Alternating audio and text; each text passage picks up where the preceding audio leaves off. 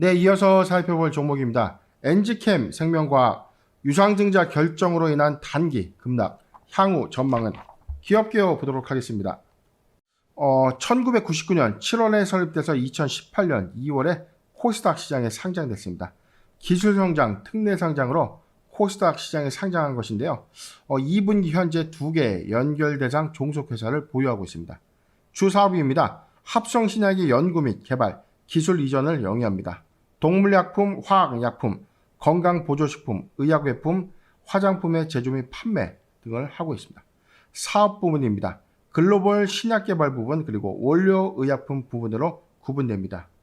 매출 현황입니다. 일반계 원료의약품 부분이 80.7%, 세파계 원료의약품 부분이 6.7%, 기타 부문 12.5%로 구성되고 있습니다.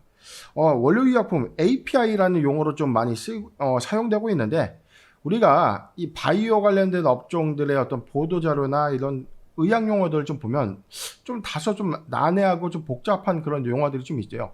원료의약품, 의약품에 들어가는 핵심 이 후보물질, 즉 파이프라인 핵심 후보물질을 이제 구성하고 있는 약의 원료로 쓰여지는 이 약품을 원료의약품이라고 합니다. 영문으로는 좀 API라고 이제 단축해서 좀 부르고 있는데, 앞으로 우리가 이제 의학 용어나 이 보도자를 통해서 API가 뭘까? 자, 원료의약품이라는 거 잘 참고하시길 바라겠습니다. 실적 현황입니다. 2020년 연간 실적은요, 연결 기준 매출액 258억, 영업손실 191억, 당기 순손실 175억을 기록했는데, 매출액은 21.9%가 좀 감소됐고 적자를 지속하고 있습니다. 최근 2분기 실적입니다. 매출액 57억, 전년 동기 대비 28.1%가 감소했고 영업손실 48억, 당기 순손실 64억을 기록하면서 적자를 지속하고 있습니다. 매출액 대비 적자폭이 좀 큰 사유는요, 이 개발 약물에 따른 어떤 연구기업의 개발비가 비용으로 좀 인식되는 현상들 때문입니다. 체크포인트입니다. 대규모 유상증자 결정, 단기적 주가 모멘텀 훼손으로 투심 저하, 3,200억 원 이 규모의 주주배정, 실권주 일반 공모의 유상증자를 좀 결정을 했고요. 유상증자 결정에 따른 이 신주 발행으로 주가 가치가 크게 좀 훼손될 수 있는 우려감이 좀 부각된 것입니다. 두 번째입니다. 코로나19 글로벌 백신 개발 및 생산, 공급을 위한 자금 조달을 좀 결정한 거다. 이 대규모 유상증자 결정은요, 채무 상환 1,500억, 운영자금 1,244억, 시설자금 420억인데, 자, 여기서 보면, 3,200억을 조달해서 1,500억 원 빚 갚고, 한 1,600억 원 1,600억을 이 백신 개발을 위한 어떤 운영자금을 좀 사용되는 건가? 아닙니다. 이 1,500억 전체도 운영자금인데요. 뭐냐면, 1,500억 원은 이 브릿지론이라고 해서 이 발행 주관사가 먼저 차용을 해주는 겁니다. 먼저 선투입될 수 있도록 좀 배려해 주는 거고, 유상증자 이후에 갚는 거죠. 자, 먼저 1,500억 원의 이 투자 자금 조달까지는 시간이 좀 걸릴 수밖에 없기 때문에, 지금 백신의 개발, 생산 공급을 위한 어떤 이 시설 확충과 운영자금, 부재료 조달을 위해서 먼저 1,500억 원이 선투입됐다. 그리고 나서 유상증자가 성공하고 난 이후에 1,500억 원을 갚는 그런 구조다라고 좀 이해하시면 되겠습니다. 세 번째입니다. 자이더스 캐딜라와 코로나19 백신 생산 공급 의향서 체결 모멘텀은 유효하다.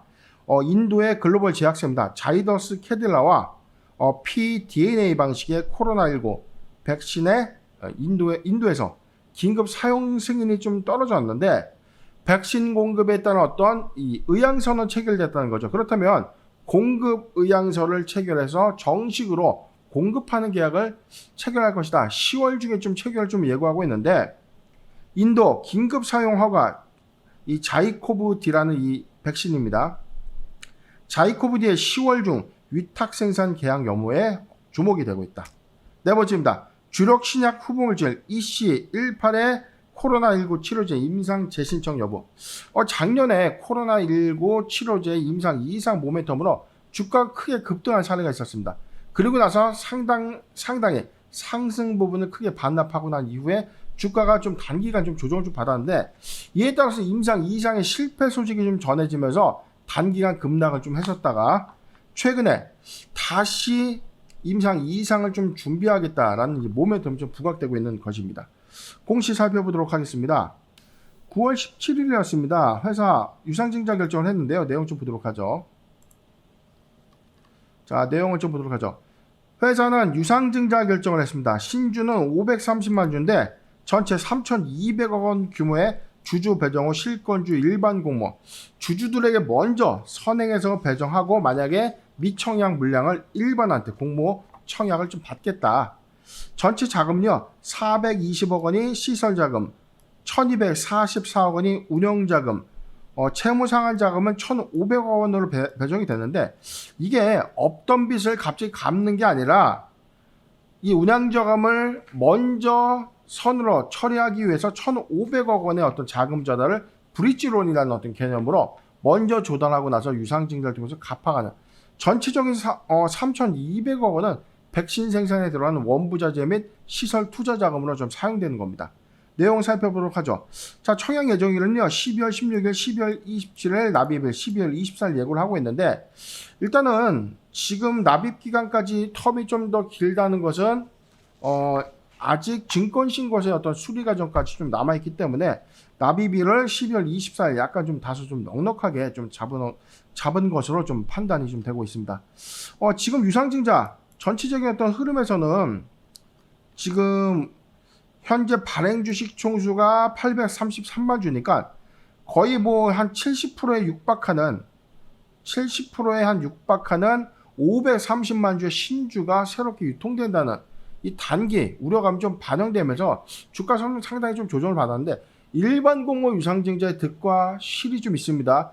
자금을 좀 단기에 조달하는 목적이 좀 분명할 때 가장 좋은 방식은 3자 배정으로 먼저 조달하고 나서 1년 후에 회사의 외형 가치가 달라지고 난 이후에 주가의 어떤 흐름을 보는 것이 조금 더 주가의 어떤 상승 모멘텀에서 단기적으로는 좀 더 유리하다라고 좀 우리가 인식으로 좀 알고 있는데 일반 공모 유상증자 먼저 돈을 받아서 먼저 사용되고 먼저 주식이 풀리기 때문에 환금성이라는 주가 희석 가치에 대한 어떤 요인에 따른 어떤 우려감이 선반영되면서 주가가 단기간 좀 조정을 받게 되는 겁니다.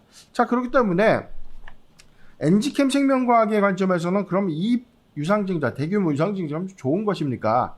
물론 단기적인 관점에서는 안 좋을 수 있지만 장기적 관점에서는 충분히 유효하다라고 좀 말씀드릴 수 있는 대목입니다. 예, 차트 살펴보겠습니다. 엔지캠 생명과학 2020년도 기준 일봉 저점 평균가 가격대는 한 7만 원대고요. 7만 8천 원대를 유지하면서 자, 요 박스권 상단 자, 박스권 부분을 좀 돌파했던 이 흐름인데 작년 기준에서 크게 대시세를 좀 분출했던 이 이력은요. 코로나19 치료제 모멘텀이 좀 부각되고 나서 임상 실패 어떤 우려감까지 좀 반영됐던 올해 3월 23일 막대한 좀 거래량 좀 수반하면서 단기 7만 8천 원까지 뭐 거의 전고점 대비해서는 반토막 이상의 어떤 주가 흐름을 좀 보여줬다는 거죠. 최근에 주가가 추세적으로 좀 살아나고 있는데 자, 이 흐름은요. 인도의 이 코로나19 백신의 위탁 생산 기대감 좀 반영되고 난 이후에 이렇다는 어떤 이 치료제 모멘텀이 좀 더 강했어요. 치료제에 대한 어떤 임상 유의성 효과가 좀 없다라고 좀 인식된 이후 다시 인도의 이 코로나19 백신의 위탁 생산 기대감이 자, 모멘텀이 부각됐다. 훼손됐다. 부각됐다. 훼손됐다. 주가의 어떤 제로의 어떤 성질, 모멘텀의 어떤 이 변화에 따라서 주가의 추이가 크게 변동성이 좀 크게 좀 움직여지고 있는 흐름이었는데 그렇다면 코로나19 백신에 따른 어떤 기대감으로 단기 고점이 영역된 한 15만 원대까지 돌파할 것인가? 자, 그러면 이게 숙제인데요. 사실은 반은 맞고 전 반은 틀리다라는 겁니다. 왜냐하면 지금 코로나19의 악질성 모멘텀은 이제 선반영됐기 때문에 2차에서 다시 임상 이상을 재신청한다고 하더라도 유의성을 확보할 것이다라는 어떤 강한 확신을 갖기에는 다소 힘듭니다. 왜? 신뢰성 관점에서는 모멘텀은 훼손된 것이 맞죠. 그런다면 실적적인 요인에 좀 기반이 된다면 과연 인도의 코로나19 긴급사용 백신의 위탁 생산이 가능하다면 실적의 개선 효과는 있기 때문에 이에 따른 모멘텀 좀 다소 유연할 것. 10월 달에 정식 어떤 공급 체결 의향서가 의향서에서 조인으로 즉 이 법적 구속력을 수반하는 계약의 형태로 변환될 경우에는 경우 해석이 좀 다르다는 거죠. 자, 그렇다면 그런 어떤 가정 하에서 지금 대규모 자금 조달까지 좀 이루어지고 있는데 전 두 가지 측면입니다. 대규모 환금성의 어떤 제약 요건도 있지만 반대적으로 이 자금을 통해서 만약에 계약이 확실시가 된다면 올해 4, 4분기 이후에 내년 1분기에는 실적적인 회복 추이로 엔지캠 생명과학의 어떤 주가는 점진적인 어떤 우상향으로 좀 바뀔 수 있는 이 변화의 어떤 요인으로 좀 부각되고 있다. 그렇다면 지금 현재 어떤 주가의 어떤 추세 상태에서는 다소 신규 매수하기 좀 어렵지 않겠는가. 자, 그렇기 때문에 저는 보유자 관점 의견을 좀 드리겠습니다. 보유자 관점에서는 78,000원이 이탈되지 않는다면 78,000원이 이탈되지 않는다면 보유 관점이 맞다. 신규 매수 관점은 유상증자 어떤 결정에 따른 어떤 낙폭과대 조정의 어떤 이슈가 반드시 있을 거라고 봅니다. 증권신고서의 어떤 수리가 불발되거나 중간중간에 어떤 시장의 대외 변동성에 따른 어떤 주가 낙폭 구간에 매수할 수 있는 구간이 있는데 저는 오히려 신주 상장일 이후에 매수해도 좀 괜찮지 않겠는가.